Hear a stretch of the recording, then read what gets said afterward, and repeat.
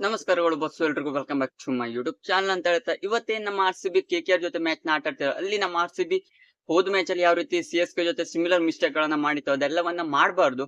ಅದ್ ಯಾವ್ಯಾವ ಮಿಸ್ಟೇಕ್ ಗಳನ್ನ ಮಾಡಿತ್ತು ಮತ್ತೆ ನಮ್ಮ ಆರ್ ಸಿ ಬಿ ಮೇನ್ ಆಗಿ ಕ್ರೂಷಿಯಲ್ ಆಗೋದು ಇವತ್ತು ಮೇನ್ ಆಗಿ ಟಾಸ್ 100% ಕ್ರೂಷಿಯಲ್ ಆಗುತ್ತೆ ಅಂತ ಪ್ರಿವ್ಯೂ ಅಲ್ಲೇ ಹೇಳಿದ್ದಾನೆ. ಅದೇ ರೀತಿ ಮಿಸ್ಟೇಕ್ ಗಳು ಯಾವ್ಯಾವ್ದ ಮಿಸ್ಟೇಕ್ ನ ಹೋದ್ ಬಾರಿ ಮಾಡಿತ್ತು ಅದೆಲ್ಲವನ್ನ ಸರಿ ಮಾಡ್ಕೊಂಡು ಇವತ್ತಿನ ಮ್ಯಾಚ್ ಅಲ್ಲಿ ಯಾವ ರೀತಿ ಬೆಸ್ಟ್ ಪರ್ಫಾರ್ಮೆನ್ಸ್ ಮಾಡ್ಬೇಕು ನಮ್ಮ ಆರ್ ಸಿ ಬಿ ಅದೆಲ್ಲದ್ರ ಬಗ್ಗೆ ನಾನು ನಿಮ್ಗೆ ಈ ವಿಡಿಯೋ ಸಂಪೂರ್ಣವಾಗಿ ತಿಳಿಸ್ಕೊಡ್ತೇನೆ.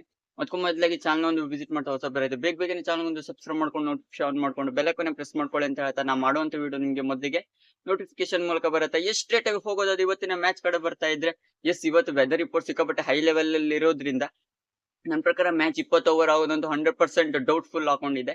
ಅದೇ ರೀತಿಯಾಗಿ ಆದ್ರೂ ಕೂಡ ಒಂದು 10ರಿಂದ 15 ಮ್ಯಾಚ್ ಅಂತ 100% ಆಗೇ ಆಗತ್ತೆ. 15 ಓವರ್ ಆದ್ರೂ ಕೂಡ ನಮ್ಮ ಆರ್ ಸಿ ಬಿ ಮೇನ್ ಆಗಿ ಟಾಸ್ ಅದು 20 ಓವರ್ ಆದ್ರೂ ಕೂಡ 5 ಓವರ್ ಅಥವಾ 6 ಓವರ್ ಎಷ್ಟೇ ಓವರ್ ಆದ್ರೂ ಕೂಡ ಟಾಸ್ 100% ಕ್ರೂಷಿಯಲ್ ಆಗುತ್ತೆ. ಟಾಸ್ ವಿನ್ ಆದವರೇ ಮ್ಯಾಚ್ ನ 75 to 80% ಆಫ್ ದ ಮ್ಯಾಚ್ ನ ವಿನ್ ಆಗೋದಂತಾನೆ ಹೇಳ್ಬೋದು. ಇಲ್ಲ ಸ್ಟಾಟ್ ಅದೇ ರೀತಿ ಹಾಕೊಂಡಿದೆ. ಮತ್ತೇನಪ್ಪಾ ಅಂತ ಹೇಳಿದ್ರೆ ಚೇಸಿಂಗ್ ಅಂದ್ರೆ ಈಸಿ, ಡಿಫೆಂಡ್ ಅಂತ ಹೇಳಿದ್ರೆ ಬಾಯಿಗೆ ಬರ್ಸ್ಕೊಳ್ಳೋದು 100% ಹೌದು. ಮತ್ತೆ ನಮ್ಮ ಆರ್ ಸಿ ಬಿ ಹೋದ CSK ಮ್ಯಾಚ್ ಅಲ್ಲಿ ಮೇನ್ ಆಗಿ ಫೀಲ್ಡಿಂಗ್ ಕೊಲ್ಯಾಪ್ಸ್, ಫೀಲ್ಡಿಂಗ್ ಕೊಲ್ಯಾಪ್ಸ್ ಗಳನ್ನ ನಮ್ಮ ಆರ್ ಸಿ ಬಿ ಮೇನ್ ಆಗಿ ಮಾಡಬಾರ್ದು. ಹೌದು, ಹೋದ್ ಮ್ಯಾಚ್ ರಜತ್ ಅವರು, ವಿರಾಟ್ ಕೊಹ್ಲಿ ಎಲ್ಲ ಕೂಡ, ಲುಂಗಿ ಅಂಗಿಡಿ ಅವರು ಎಲ್ಲ ಕೂಡ ಕ್ಯಾಚಸ್ ಡ್ರಾಪ್ ಮಾಡೋದು. ಕ್ಯಾಚಸ್ ವಿನ್ ಮ್ಯಾಚಸ್ ಅನ್ನುವ ಸ್ಲೋಗನ್ ಏನಿದೆ ಅದು ಮೇನ್ ಆಗಿ ಕ್ರೂಷಿಯಲ್ ಆಗತ್ತೆ. ಒಂದು ಟೀಮ್ ಅಂತ ಬಂದ್ರೆ ಕ್ಯಾಚಿಂಗ್ ಎಫರ್ಟ್ಸ್ ಗಳು ಹೆಚ್ಚಿನದಾಗಿ ಬೇಕಾಗತ್ತೆ. ಗುಜರಾತ್ ಸಿಕ್ಕಾಪಟ್ಟೆ ಹೈ ಲೆವೆಲ್ ಅಲ್ಲಿ ಗುಜರಾತ್ ಟೀಮ್ ಅಂದ್ರೆ ಕ್ಯಾಚ್ ಎಫರ್ಟ್ಸ್ ಗಳನ್ನ ಸಿಕ್ಕಾಪಟ್ಟೆ ಹೈ ಲೆವೆಲ್ ಇಟ್ಕೊಂಡಿರೋದು. ನಮ್ಮ R C B second third position ಅಲ್ಲಿ ಇದೆ. ಆದ್ರೂ ಕೂಡ ನಮ್ಮ ಆರ್ ಸಿ ಬಿ ಸಿಕ್ಕಾಪಟ್ಟೆ ಕ್ಯಾಚ್ ಡ್ರಾಪ್ಸ್ ಗಳನ್ನ ಮಾಡ್ತಾ ಇದೆ.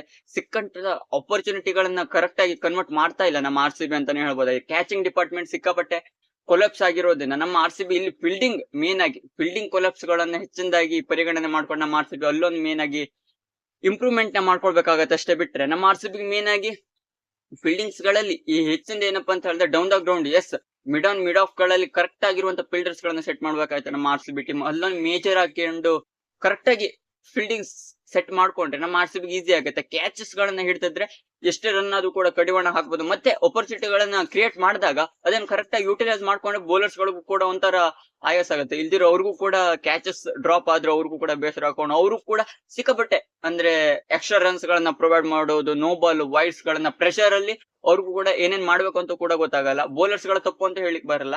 ಸಿಕ್ಕಂತ ಆಪರ್ಚುನಿಟಿಗಳನ್ನ ಕರೆಕ್ಟ್ ಆಗಿ ಫೀಲ್ಡರ್ಸ್ ಗಳು ಗ್ಯಾದರ್ ಮಾಡ್ಬೇಕಾಗತ್ತೆ ಅಂತಾನೆ ಹೇಳ್ಬೋದಾಗಿದೆ. ನೆಕ್ಸ್ಟ್ ಅಲ್ಲಿ ಏನಪ್ಪಾ ಅಂತ ಹೇಳಿದ್ರೆ ಬ್ಯಾಟಿಂಗ್ ಅಲ್ಲಿ ಕೊಲ್ಯಾಪ್ಸ್.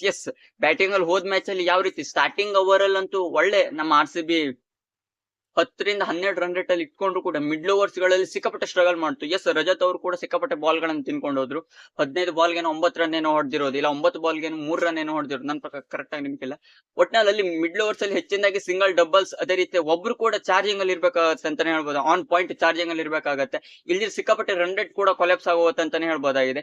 ಹೆಚ್ಚಿನದಾಗಿ ಯಾರು ಬ್ಯಾಟಿಂಗ್ ಅಲ್ಲಿ ಹೆಚ್ಚಿನದಾಗಿ starting of the match settle ಹಾಕೊಂಡಿದ್ದವರು ಕೊನೆ ತನಕ ಆಡ್ಲಿಕ್ಕೆ ಕನ್ವರ್ಟ್ ಮಾಡ್ಬೇಕಾಗತ್ತೆ. ಇಲ್ದಿರೆ ಬಂದಂತ ಪ್ಲೇಯರ್ಸ್ ಗಳು ಕೂಡ ಹಿಟ್ಟಿಂಗ್ ಮಾಡ್ಬೇಕಾಗುತ್ತೆ. ಇಬ್ರು ಕೂಡ ಸ್ಲೋ ಆಟ ಆಡ್ತಿದ್ರೆ ಸಿಕ್ಕಾಪಟ್ಟೆ ರನ್ ರೇಟ್ ಕೊಲ್ಯಾಪ್ಸ್ ಆಗೋದಂತ ಹೌದು.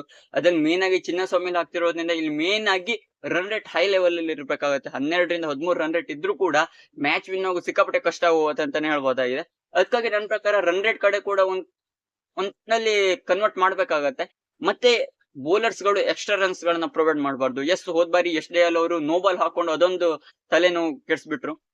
ನಮ್ಮ ಆರ್ ಸಿ ಬಿ ಈ ಬಾರಿ ಇಡೀ ಸೀಸನ್ ಅಲ್ಲಿ ಒಂದೇ ನೋ ಬಾಲ್ ನ ಪ್ರೊವೈಡ್ ಮಾಡಿರೋ ಅದು ಕೂಡ SDL ಅವರು ಮೊನ್ನೆಯ CSK ಮ್ಯಾಚ್ ಅಲ್ಲಿ ಬಿಟ್ರೆ ಮತ್ತೆ ಎಲ್ಲೂ ಕೂಡ ಒಟ್ನಲ್ಲಿ ಬೌಲಿಂಗ್ ಬಗ್ಗೆ ಮಾತಾಡೋಗಿಲ್ಲ ನಮ್ಮ R C B. Economical bowler ಹಾಕೊಂಡು ಸುರೇಶ್ ಶರ್ಮಾ ಅವರು ಇರೋದು ಎಲ್ಲ ಕೂಡ ಒಂಥರ ಬಿಂದಾಸ್ ಆಗಿದೆ ನಮ್ಮ R C B. Spinning department ಅದೇ ರೀತಿಯಾಗಿ ಪೇಸ್ ಅಟ್ಯಾಕ್ ಕೂಡ ಅದನ್ನ ಕರೆಕ್ಟ್ ಆಗಿ ಫೀಲ್ಡರ್ಸ್ ಗಳು ಮೇನ್ ಆಗಿ ಯುಟಿಲೈಸ್ ಮಾಡ್ಕೊಳ್ಬೇಕು ಅಂತ ನನ್ನ ಪ್ರಕಾರ ಅನಿಸ್ತಾ ಇದೆ.